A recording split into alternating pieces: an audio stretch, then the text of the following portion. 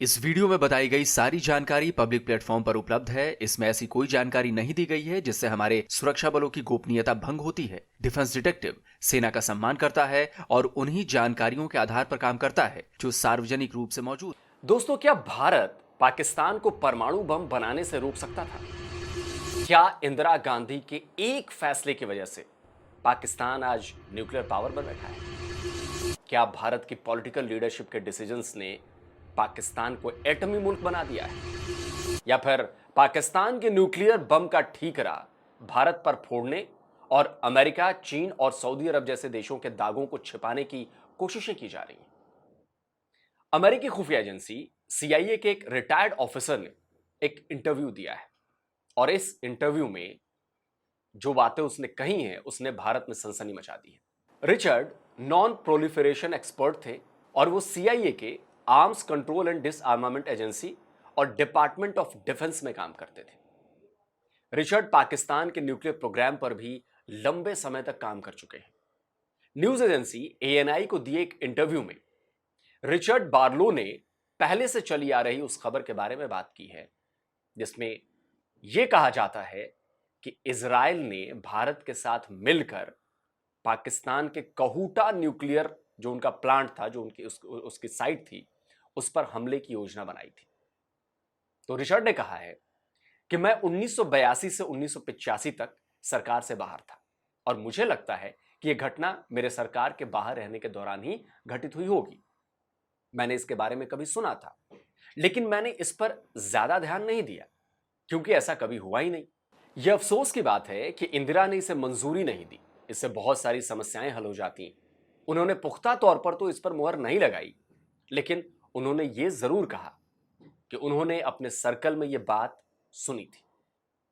पाकिस्तान ने अपना पहला न्यूक्लियर टेस्ट 1998 में किया था, लेकिन उसने न्यूक्लियर वेपन प्रोग्राम की जो ऑफिशियल स्टार्टिंग थी या कहें कि ऑफिशियल जो शुरुआत थी वो 1970 के आसपास ही प्रोजेक्ट 706 से कर दी थी। 1971 में भारत से जंग हारने के बाद पाकिस्तान ने इसे लेकर और तेजी से काम करना शुरू कर दिया। प्रोजेक्ट 706 के तहत इस्लामाबाद से 20 मील साउथ ईस्ट में मौजूद कहूटा न्यूक्लियर फैसिलिटी बनाने का काम जो है वो शुरू किया गया था। अमेरिकी खुफिया एजेंसी सीआईए, इजरायली खुफिया एजेंसी मोसाद और भारत की रॉ तीनों इस प्रोजेक्ट पर पैनी नजर बनाए हुए थे।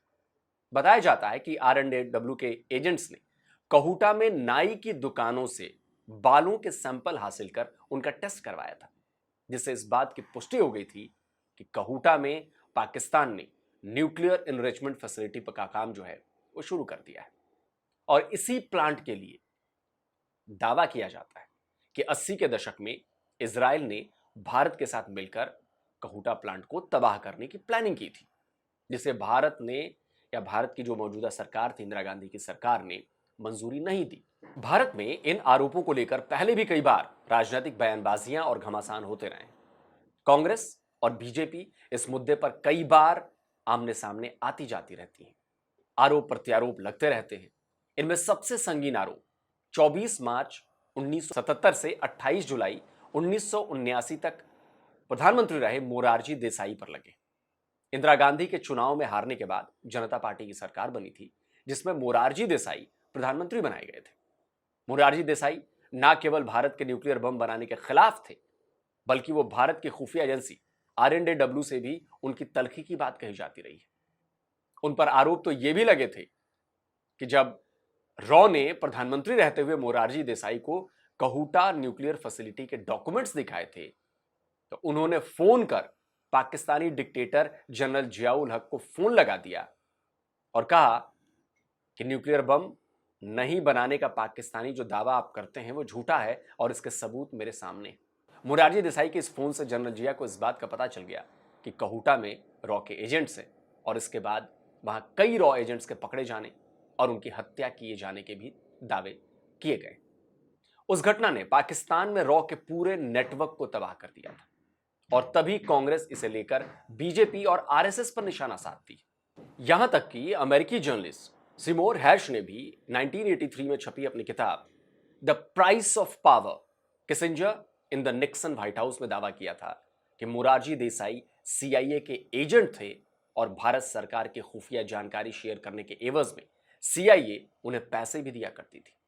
खैर, अब अगर सीआईए के एक्स एजेंट रिचर्ड बार्लो की बात करें, उन्होंने खुद हमले की प्लानिंग के समय को 1982 से 85 के बीच का बताया है। अक्टूबर 1984 में इंदिरा गांधी की हत्या कर दी गई। यानी अगर यह बात हुई होगी तो अक्टूबर 1984 के पहले की होगी। इंदिरा गांधी ने यह फैसला क्यों किया, इसके पीछे तब तक पाकिस्तान में का कमजोर हो चुका नेटवर्क वजह थी, या 1971 के बाद पाकिस्तान से एक और जंग ना करने की मंशा, इस पर ठोस रूप से तो कभी कुछ नहीं कहा जा सकता। लेकिन इसमें एक बड़ा फैक्टर अमेरिका खुद था। अमेरिका के नेशनल सिक्योरिटी आर्काइव के डॉक्यूमेंट्स को देखें तो पता चलेगा कि अमेरिका को जनवरी 1979 में ही इस बात का पता ठोस तरीके से चल गया था कि पाकिस्तान ने गैस सेंट्रीफ्यूज तकनीक से यूरेनियम एनरिचमेंट का काम जो है वो शुरू कर दिया था, और उसमें कहूटा में एक नया एनरिचमेंट प्लांट भी तैयार कर लिया है। लेकिन अमेरिका ने खुद इस पर कोई ठोस कदम नहीं उठाया, यहां तक कि कोई कड़ा प्रतिबंध, सैंक्शन भी नहीं लगाया था जिससे पाकिस्तान का न्यूक्लियर प्रोग्राम रुक सके।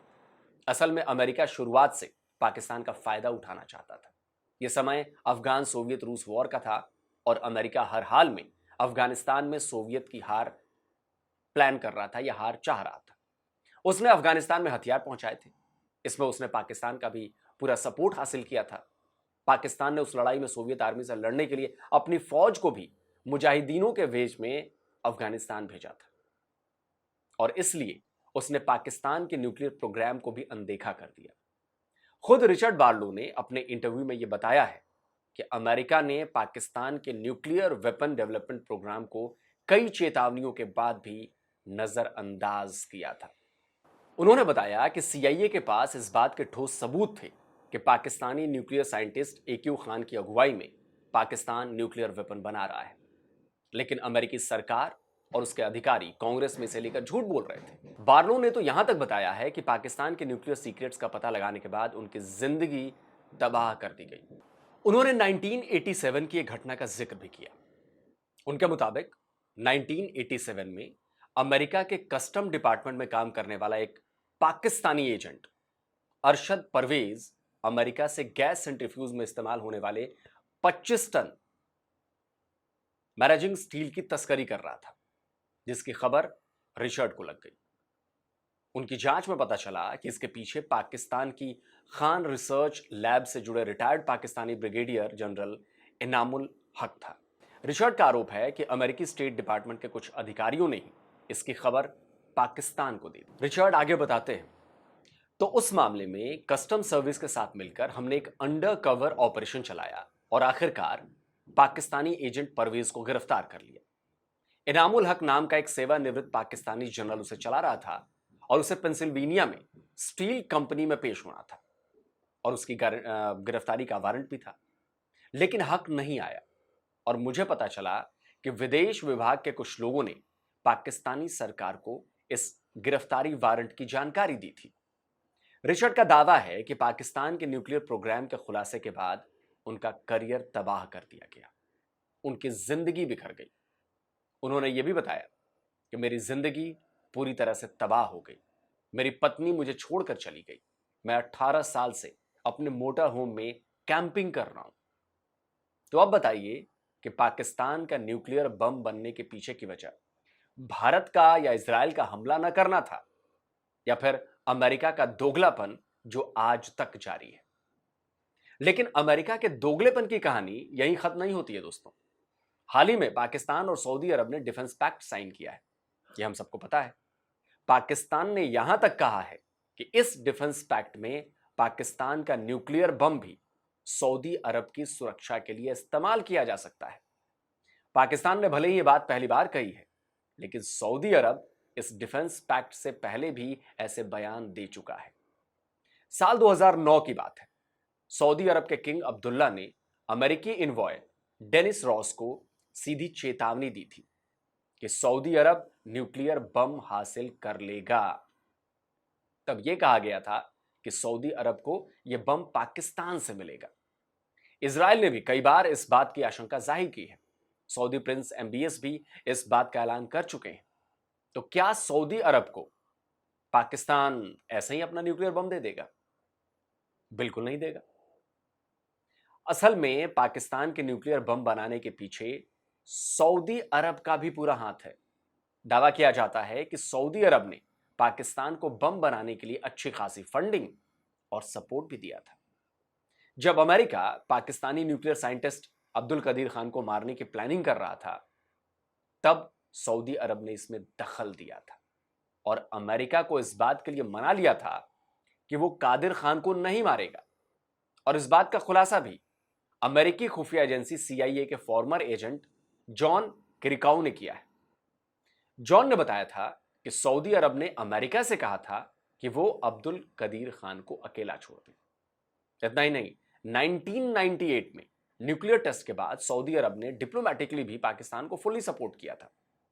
तो CIA के फॉर्मर एजेंट ही ये बता रहे हैं कि पाकिस्तान के न्यूक्लियर बम बनाने के पीछे अमेरिका का कितना बड़ा रोल रहा है।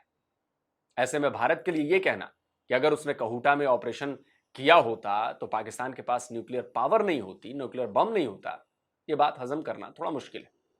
भारत के सामने उस समय कई तरह की चुनौतियां थी। 1971 में पाकिस्तान से युद्ध को लेकर वो सीधे सीधे अमेरिका के खिलाफ खड़ा हो चुका था। रूस से उसका डिफेंस पैक्ट हो चुका था। ऐसे में पाकिस्तान में किसी भी तरह का ऑपरेशन चलाना बैकफायर कर सकता था, एक नई लड़ाई को जन्म दे सकता था। लेकिन यहां पर यह भी कहना मुश्किल है कि क्या अमेरिका को बाईपास करके इजरायल पाकिस्तान में ऐसा ऑपरेशन चलाता? सवाल ही नहीं उठता है। अगर अमेरिका को इजरायल के इस ऑपरेशन की भनक लग जाती तो वो खुद इसे रोकने की पूरी कोशिश करता। रिचर्ड ने अपने इंटरव्यू में यह भी बताया है कि अमेरिका को मालूम था कि पाकिस्तान उसके दिए गए F-16 फाइटर जेट्स का इस्तेमाल न्यूक्लियर अटैक करने में भी कर सकता है। इसके बाद भी उसने पाकिस्तान को इन फाइटर जेट्स की सप्लाई की। साफ है कि अमेरिका ने ना केवल पाकिस्तान को न्यूक्लियर पावर बनने की छूट दी, बल्कि उसके इस्तेमाल के लिए फाइटर जेट्स भी दिए। तो भारत को इसके लिए जिम्मेदार ठहराना और उस पर बवाल करना ये थोड़ी बचकानी बात होगी। अब अभी की ही बात देख लीजिए। अमेरिकी प्रेसिडेंट डोनाल्ड ट्रंप ने खुद ही एक इंटरव्यू में दावा किया है कि चीन, रूस और नॉर्थ कोरिया के अलावा पाकिस्तान भी लगातार न्यूक्लियर बम का टेस्ट कर रहा है। And China's testing, but they don't talk about it. You know, we're a open society. We're different. We talk about it. We have to talk about it because otherwise you people are going to report. They don't have reporters that are going to be writing about it. We do. No, we're going to test because they test and others test. And certainly North Korea's been testing. Pakistan's been testing. तो अब सवाल उठता है कि क्या Nobel peace prize के लिए दुनिया भर में बवाल मचाने वाले और खुद को दुनिया का चौधरी साबित करने में जुटे डोनाल्ड ट्रंप न्यूक्लियर टेस्ट के लिए पाकिस्तान के कान नहीं उमेड़ सकते? उमेड़ सकते हैं, लेकिन वो ऐसा करेंगे नहीं, क्योंकि अमेरिका को पाकिस्तान से फायदा उठाना है। पाकिस्तान की अभी उनको जरूरत है। अभी अमेरिका पाकिस्तान से उसके रेयर अर्थ मिनरल्स हासिल करना चाहता है। इसी वजह से वो पाकिस्तान को हड़काने के बदले उसे सहलाने में जुटे हुए हैं। लेकिन भारत ने यह साफ कर दिया है कि पाकिस्तान की ये करतूतें कोई नई नहीं है और उसका खुलासा समय समय पर दुनिया के सामने किया गया है। पाकिस्तान की गुप्त और गैर कानूनी परमाणु गतिविधियां उसके पुराने इतिहास से मेल खाती है, जो कि दशकों की तस्करी, निर्यात नियंत्रण के उल्लंघन, गुप्त साझेदारियां, AQ खान नेटवर्क और परमाणु प्रसार का और बढ़ाना पर आधारित रहा है। भारत ने पाकिस्तान के रिकॉर्ड के इन पहलुओं पर हमेशा दुनिया का ध्यान आकर्षित किया है। इसी पृष्ठभूमि में हमने पाकिस्तान के परमाणु परीक्षण पर राष्ट्रपति ट्रंप की टिप्पणी को नोट किया है। तो साफ है कि पाकिस्तान के न्यूक्लियर प्रोग्राम के पीछे चीन और सऊदी अरब के साथ साथ अमेरिका का भी पूरा सपोर्ट था और अभी भी है। पाकिस्तान के न्यूक्लियर प्रोग्राम की शुरुआत से लेकर अब तक अमेरिका उसकी हर मुमकिन मदद करते आया है, उसे फुल सपोर्ट करता आया है, चोरी छुपे करे या सामने से करे। इसलिए यह भी कहा जाता है कि पाकिस्तान के न्यूक्लियर हथियारों का कंट्रोल भी इसी वजह से अमेरिका के हाथों में। तो दोस्तों, आज का ये वीडियो कैसा लगा, ये डिटेलिंग कैसी लगी, कमेंट करके अपनी राय जरूर दीजिए। और आपको क्या लगता है कि क्या जब इंदिरा गांधी थी उनको ये ऑर्डर दे देना चाहिए था कि इजराइल के साथ मिलकर भारत जो है वो कोहुटा की फैसिलिटी पर अटैक कर दे? इसका जवाब कमेंट में जरूर दीजिएगा। और जिन दोस्तों ने अभी तक डिफेंस डिटेक्टिव को सब्सक्राइब नहीं किया है तो भाई आग्रह है, अनुरोध है, चैनल को सब्सक्राइब करें, साथ में बेल आइकन प्रेस करें और ऑल नोटिफिकेशन ऑन करना मत भूलिएगा, ताकि हमारे द्वारा अपलोड किए गए हर वीडियो की जानकारी आप तक फौरन पहुंच जाए। जल्द मिलता हूं एक और नए वीडियो के साथ। नमस्कार, जय हिंद। तो अगर आप चाहते हैं मुझसे बात करना, मुझसे कोई सवाल पूछना, तो फैन कॉल पर आप मुझसे कनेक्ट हो सकते हैं। फैन कॉल में ये सुविधा है कि आप अपने हिसाब से वहां पर जाकर टाइम स्लॉट बुक कर सकते हैं कि आपको फलाने दिन मुझसे बात करनी है, फलाने टाइम पे मुझसे बात करनी है। लेकिन ये भी बता दूं कि ये पेड सर्विस है,